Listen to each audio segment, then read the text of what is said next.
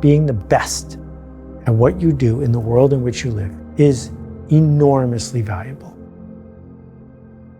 How do you become the best one? You don't quit when everyone else does. My truth in my experience has been, I have to jump higher, I have to show up earlier, I have to be the first person to turn off the light and the last person to turn off the light. I have to make sure that every number is correct and every T is crossed and every die is dotted. The way that I show up is by being consistent, so consistent that people cannot doubt your capacity to succeed. You have to work harder than the average person. And if you accept those terms, you cannot complain about those terms. I have only known success on the back of consistency. And if you don't show up in your business loving what you turn over for your customers or your clients, your business is in decline. The earlier you figure it out, the better off you are. But it can happen later in life. You got to listen to yourself. You got to be a bit bold. You have to embrace what makes you different. I say what makes you weird because I know personally I'm a very weird person. I don't mind being weird. I use it to my advantage. I put it in my books. We are so brainwashed. Unless you buy the newest iPhones or newest something, and then you feel like you're out of the group. So like finding the right environment is also very important. While somebody is sitting on their couch behind their keyboard, they're gonna have an opinion of you starting a business or not starting a business. The fact of the matter remains, are you going to let somebody else's opinion dictate what you are going to do in your life and the reason you were put on this earth? But people who have the worst circumstances in them, they're either crushed by it or they use it to develop themselves. Because you cannot get ahead in this world as a social animal, dependent on other people in every aspect of life. The biggest difficulty is that people fall and then they stay down. The greatest entrepreneurs are the people who understand that falling is part of the process. Somebody else's opinion of us doesn't pay our bills. The person who has an opinion about what it is you're doing was most likely never going to become a customer.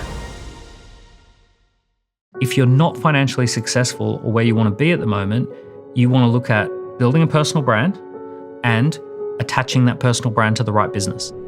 If you've got 5 to 50,000 followers within a high value niche, if you're seen as a key person of influence, that's enough of a personal brand to make 7 figures.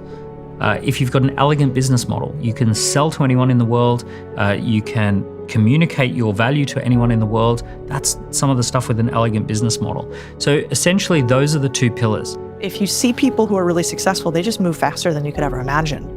And I remind myself that a lot. And so I would start there. Whether you're going to start learning, whether you're going to start doing, whether you're going to start allocating, just start. Because you'll make some mistakes, but you'll learn a lot from it. It's my attitude and it's my effort. You're totally in control of your attitude. And that's what I look for when I work with people and we hire people at AppSumo.com. And her effort. There's literally no restriction on effort. There's no law. The only law is 24 hours. Besides that, you can work as hard as you want. Think about in your own life and your own businesses, like what is the thing you're looking forward to and excited about? And it could even be small. Like one of my phrases I like is put it on the calendar. What's on the calendar? What are you looking forward to? It's just go out and do something. Like take that next step. How about just call someone and ask them, do you want this service, right? Like after that, will you pay me for this? Just do any little step to move forward. Otherwise, a year from now, we're gonna have the same conversation. I don't know what to do next. 16-hour days and cracking the whip and you're exhausted, you don't even know what you're doing and you're scared and you're lonely and you're stepping and fetching and you're leaving the cave trying to find something to kill and drag back and oh my gosh, it's hard. It's really hard. And then add a bunch of outside societal variables to it that are all yelling at you that you're going to fail. It gets scary. It gets hard. So what you're really trying to do is you're trying to have a dance with the marketplace. And you're trying to come up with a bit of a hypothesis, like a scientist would, how the market responds. And then if you get a good response, you double down on it. And if the response is not so great, you adapt and you change. I think entrepreneurship, that shared experience of building a business, is for everyone who wants that. Being a founder, not necessarily for everyone. There's 2 kinds of people in the world. There's people that own the store, and there's people that scrape it off the floor. And there's nothing wrong with that. You can have a fantastic life. You won't be shackled to the ups and downs of entrepreneurship, the challenge of it, how hard it is, but you'll never be free. You hear all these, like, I'd say fake entrepreneurs or fake coaches. They don't actually have any real businesses. they're like, you got to 10x today, and you got to 5x. If you're not 5xing, you're failing. And the reality is when you set less ambitious goals for yourself, you can stick with them for longer because you're not burnt out, you're not tired. You can sustain. And that gives you the ability to create 10x opportunities because you're like, okay, cool, I'm not worried about making money in that, but I can go do things that potentially, be moonshots and really drive the company for the future. Find someone who sits in a position that you want to be in. The fastest way to get to where you want to be, find someone that's already there and ask them for help. You would be amazed how many older, successful people want to help. So don't talk yourself out of asking for help. But also, one of my favorite ones is show me your friends and I'll show you your future. I see so many people surrounding themselves. See, your frequency is your neighborhood.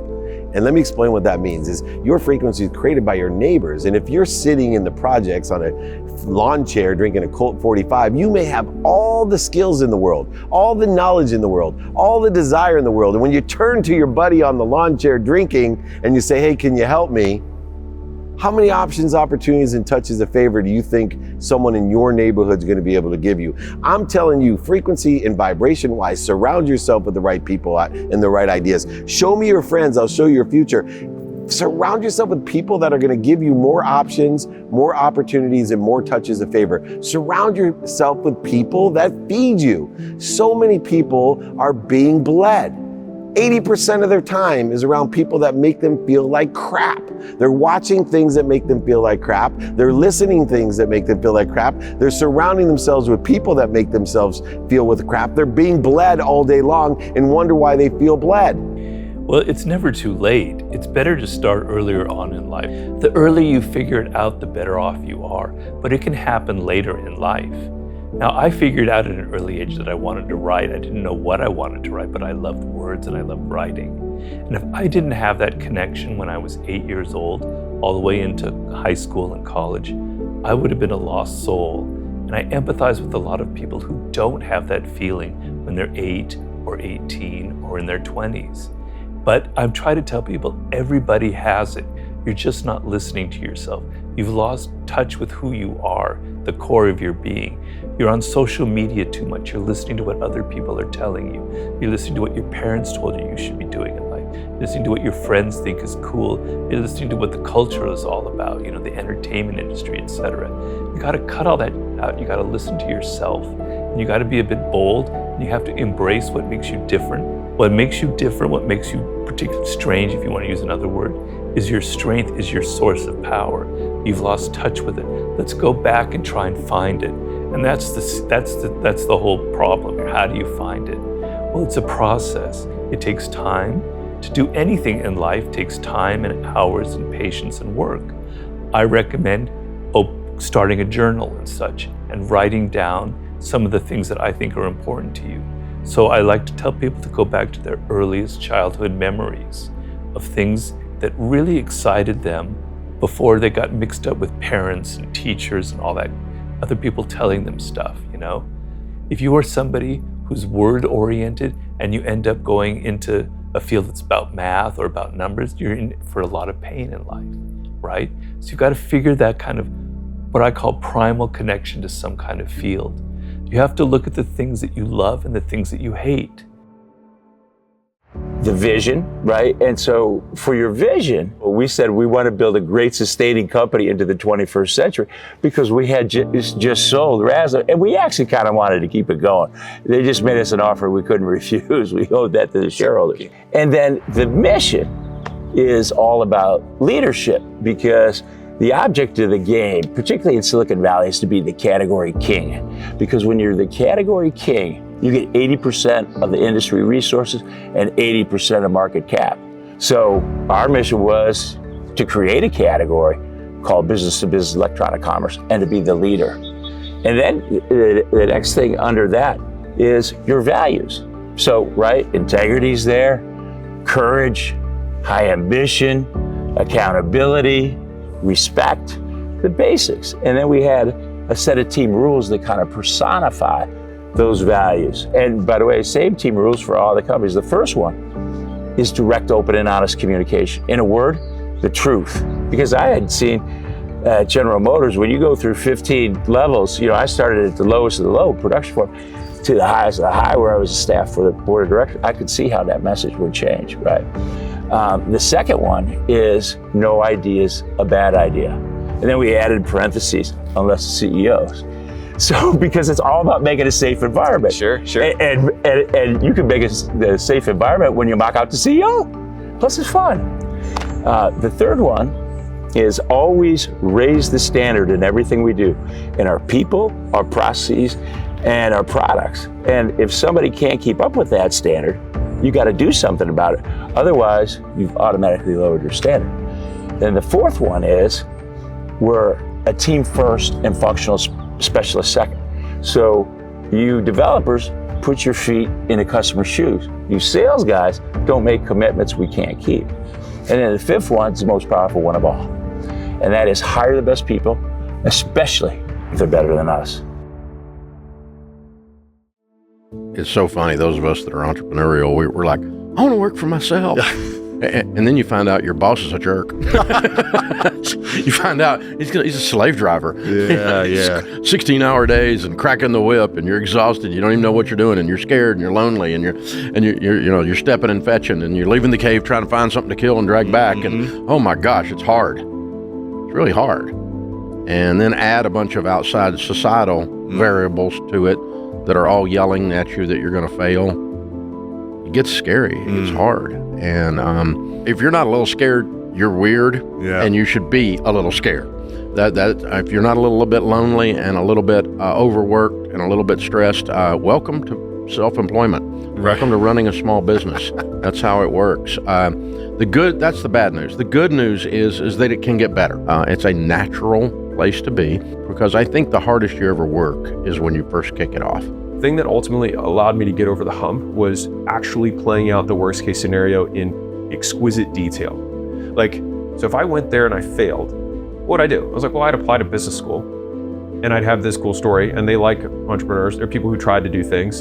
So this would be fine. And I have plenty of friends who would let me sleep on the couch if I had to. I could go back to mom and dad's house with my tail between my legs, which I felt that was honestly the most horrifying thing that I could imagine, going back home as a failure. But the idea, the one that got me out of it was, I can always get the job back. So like, this is actually a significantly lower risk move than I'm perceiving it to be. Me doing all this stuff only makes me more valuable, because I'll have a cooler story than somebody who just did 4 years of this job rather than 2, and then did 2 years of things on the road. The secondary argument was, for me, I was young at the time. I thought to myself, if it's this hard now, when I have no kids, I have no wife, I have no stakes, it's going to be nearly impossible for me to do later. And so I was like, I have to do it now.